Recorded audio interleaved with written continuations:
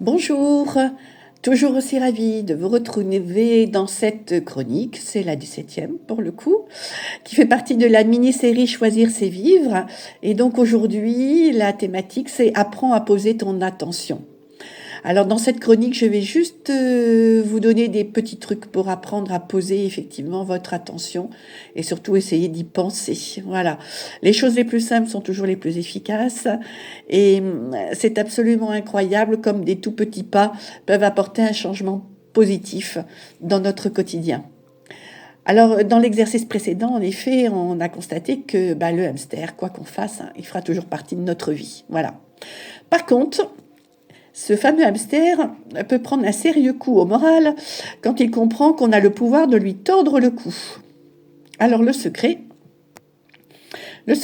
c'est de s'entraîner chaque jour à augmenter notre capacité de concentration avec cette fameuse question centrale, mais où je pose mon attention? Alors à partir d'aujourd'hui, un coup de stress, stop. Aussitôt, visualisez cette petite roue avec ce petit hamster qui tourne et criez aussitôt stop.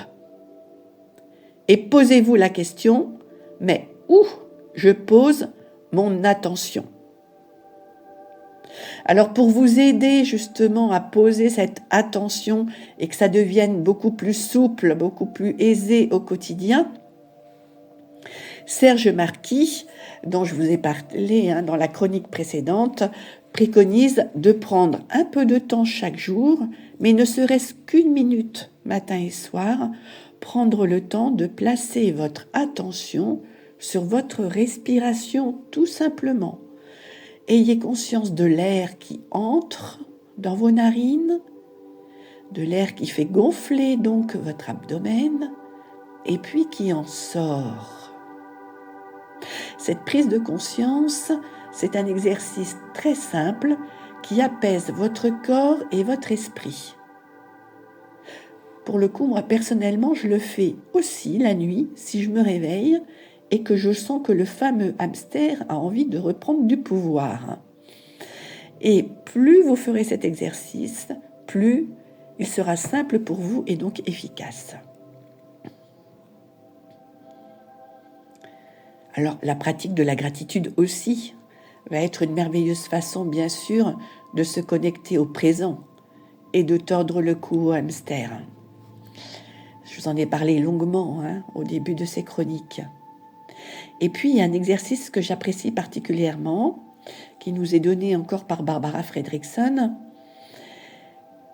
C'est un exercice à pratiquer au fil de la journée, chaque fois que l'occasion se présente.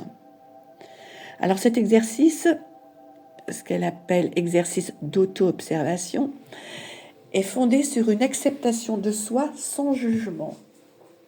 Alors ça, c'est pareil, il faut s'y entraîner, être capable de s'arrêter dans une situation donnée sans porter aucun jugement de valeur sur soi, sur ce qu'on est en train de vivre et de faire. On est juste sur une prise en compte de la réalité qui ne classera absolument pas les événements en bons ou mauvais. Par contre, le fait d'être juste en train de regarder, de prendre de la hauteur par rapport à cette réalité, va nous permettre de mieux percevoir les sentiments et les émotions qui s'y rattachent. Et pour le coup, nous permet de nous ouvrir un espace de liberté qui nous permettra de mieux comprendre ou savoir comment on peut agir. Donc en fait, il y a 5 questions. Barbara Fredrickson préconise 5 questions. Moi, ce que je trouve génial, c'est d'écrire par exemple ces 5 questions sur un petit carnet, sur un post-it que vous glissez dans votre poche. N'importe quoi, mais que vous pouvez comme ça prendre dans votre main au moment même où vous y attendez le moins et vous dire « Ah, tiens, là je m'arrête 35-40 secondes et je fais le petit exercice. » Il y a donc 5 questions que vous pouvez vous poser dans le sens que vous préférez. Voilà. Parce que selon effectivement les personnes, selon le moment, vous allez peut-être préférer commencer par une question, par une autre, peu importe. Tout ce que je vous propose, l'essentiel, c'est de le réadapter à ce que vous êtes et d'en faire quelque chose qui vous soit utile. qui vous permettent de vous apaiser et de faire le tri dans ce que vous êtes en train de vivre. Donc la première question va être: qu'est-ce que je ressens en ce moment? Alors ça, c'est pas forcément une question facile, parce qu'on n'a pas l'habitude de se poser ce genre de questions. Si la réponse ne vous vient pas tout de suite, peu importe. Vous la reposerez à un autre moment, mais vous verrez qu'au fil du temps, vous trouverez des réponses à cette question du ressenti. Voilà.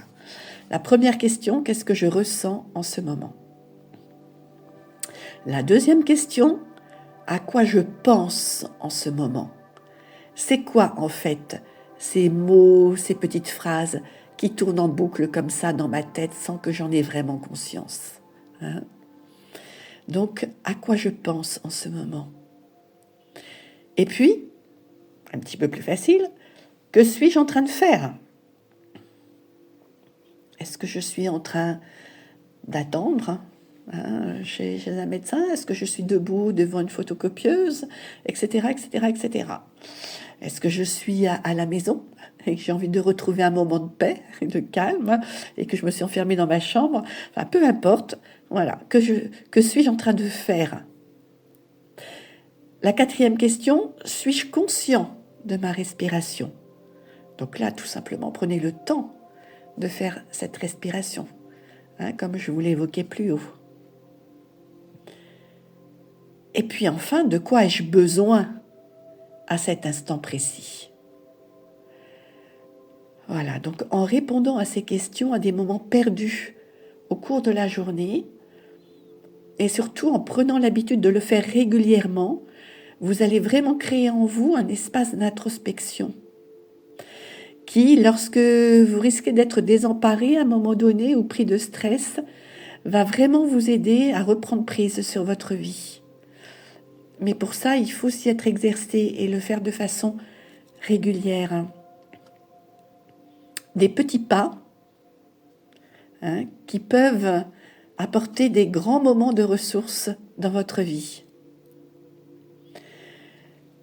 Et puis, je reviens sur cette capacité à appréhender le moment où l'on vit avec nos 5 sens, dont je vous ai parlé aussi dans une autre chronique. Effectivement, comme tout ce que je viens de vous proposer au début, c'est un véritable exercice. Pourquoi est-ce que c'est un véritable exercice?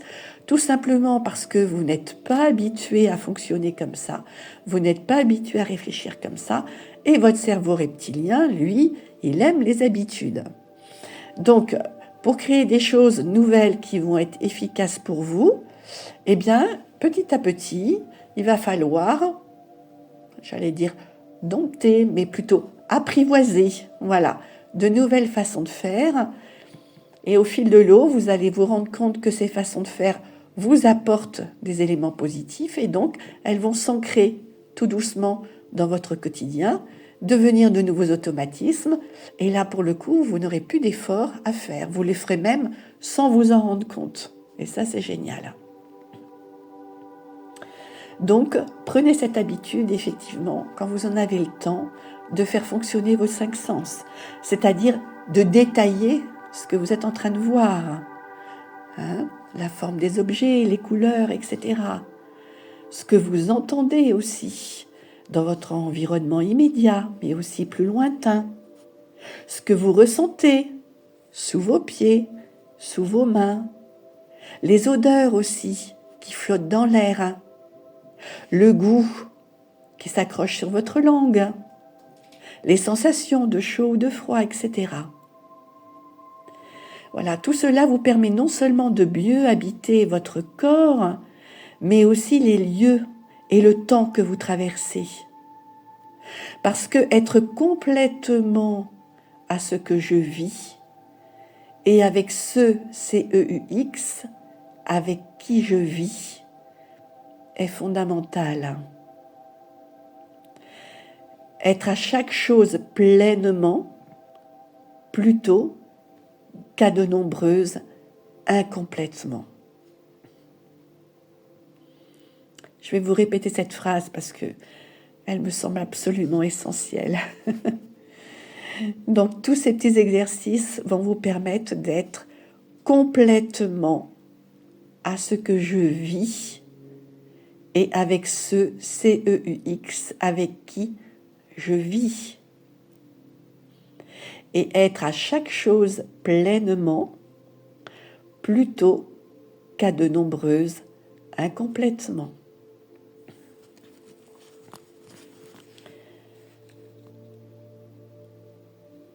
Pour ajouter un petit truc efficace pour moi, quand je suis speed et particulièrement pressée, tout simplement, je me répète mentalement, mais plus sérieusement à voix haute. Quand je suis très speed, le geste que je suis en train de faire pour être sûr de ne pas oublier ma clé ou de ne pas perdre mes clés. Point fondamental de toutes les sources de stress. Voilà. Donc je sais qu'une fois que la porte de la maison est claquée, si j'ai pas pris ma clé avec moi, c'est fichu, c'est la bérésina.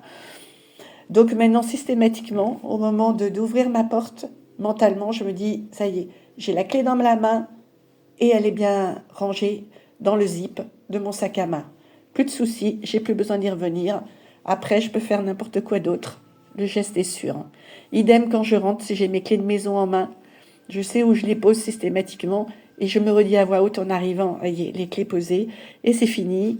J'y pense plus du tout dans les moments qui viennent et ça m'évite aussi beaucoup de soucis et de stress. Voilà. Que des petits outils très simples. C'est essentiellement des prises de conscience et je suis certaine vraiment que maintenant vous pouvez développer vous aussi de nouvelles stratégies qui vont continuer à améliorer votre quotidien.